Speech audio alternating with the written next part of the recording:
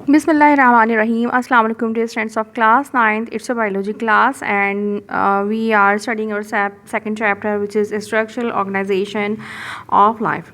And in my previous video I told you about animal tissues, and then I told you about organ and organ systems. And today we are going to read about unicellular organism. इससे पहले आप लोग पढ़ चुके हैं कुछ unicellular organisms होते हैं और बहुत सारे जो है वो मल्टी सेलुलर ऑर्गेनिजम्स भी होते हैं।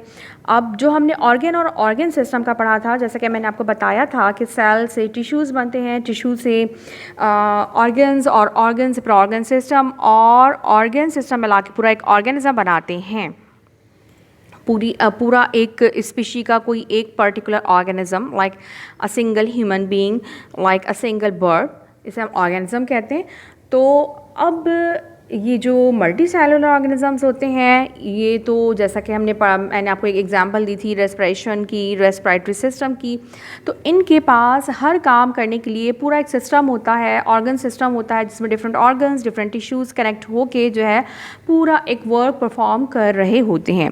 जबकि जो हमारे यूनिसेलुलर ऑर्गेनिजम्स हैं, ये तो सिंगल, यूनि का मतलब भी वन होता है, तो ये जो हमारे एक सेल पे मुश्तमिल ऑर्गेनिजम्स होते हैं, इनके अंदर ये तमाम के तमाम function within their self ही हो रहे होते हैं।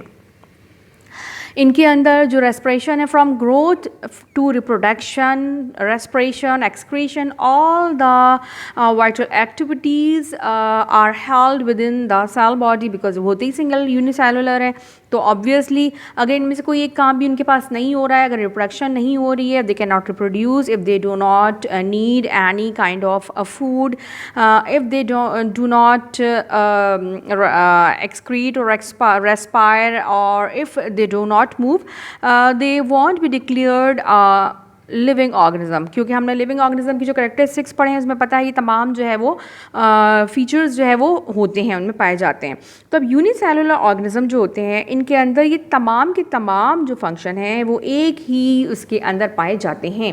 पूरे एक सेल के अंदर ही ये तमाम फंक्शंस जो है वो चल रहे होते हैं, क्योंकि उसने इंडिपेंडेंटली रहना होता है। अब हमारी बॉडी का एक सेल इंडिपेंडेंटली नहीं रह सकता, फंक्शनिंग जो है वो नहीं रहेगा। लेकिन जो यूनिसेलुलर ऑर्गेनिजम्स हैं वो ऑब्वियसली वन सेल के फॉर्म में ही रहते हैं। तो हमारे पास जो यहाँ पे एग्जांपल है जो हमने रीड करना है वो है अमेबा। अब अमेबा जो है आप उसको देख सकते हैं, यहाँ पे आपको सेंटर में उसका नज़र आ रहा है एक अदद न्यूक्लियस, और उसके पास ये जो छोटा सा एक और डॉट है उसके ऊपर ये है न्यूक्लियस। जनाब इसके बाद न्यूक्लियस क्या होता है आपको पता है, तमाम जो बॉडी की एक्टिविटीज़ हैं कंट्रोल करता है। मोस्टली ये हमारे पास सेंटर में पाया जाता है, लेकिन जब ये मूव कर रहा होता है अमेबा, तो ऑब्वियसली इसकी पोजीशन जो है वो चेंज होती रहती है। अच्छा जनाब, अब मूव कैसे करता है ये? तो मूव करने के लिए मान लिए आपको ये नज़र आ रहा है, दिस इज़ कॉल्ड सूडोपोडिया।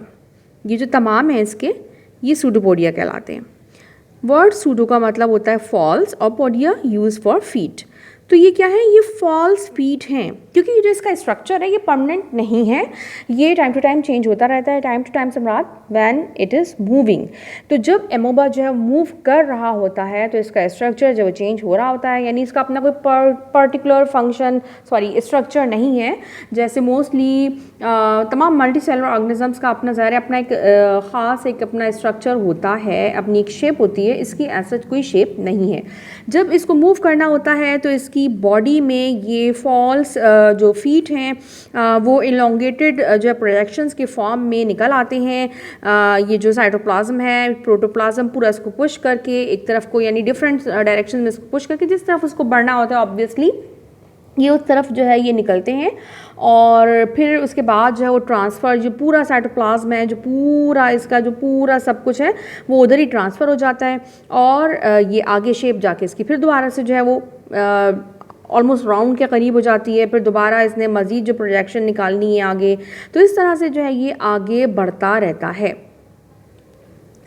अच्छा जनाब, तो ये जो सूडोपोडिया हैं ना सिर्फ ये इसकी मूवमेंट में हेल्प करते हैं, बल्कि जो फूड पार्टिकल्स हैं जो इसके पास, जो इसके रास्ते में जो फूड पार्टिकल्स आते हैं, उन्हें ये दोनों पकड़ के, यानी दो सूडोपोडिया मिलके, जैसे हम अपने दो फिंगर्स की मदद से किसी चीज़ को ग्रिप ले लेते हैं, तो ये दो फिंगर जो यानी इसके कंसेक्टिव जो सूडोपोडिया होते हैं, ये उस फूड पार्टिकल को जो इनके रास्ते में आता है, इनके करीब आता है, उसको इनक्लोज करके और उसको अंदर की तरफ पुश कर देते हैं। और ये अंदर जो है फिर ये क्या होता है, अंदर जाके ये कहलाता है, या अंदर जाके फूड पार्टिकल जो है ये बन जाता है, इसको फूड वैक्यूल कहते हैं। यानी ये जो अंदर जाके फूड वैक्यूल के अंदर जब चला जाता है।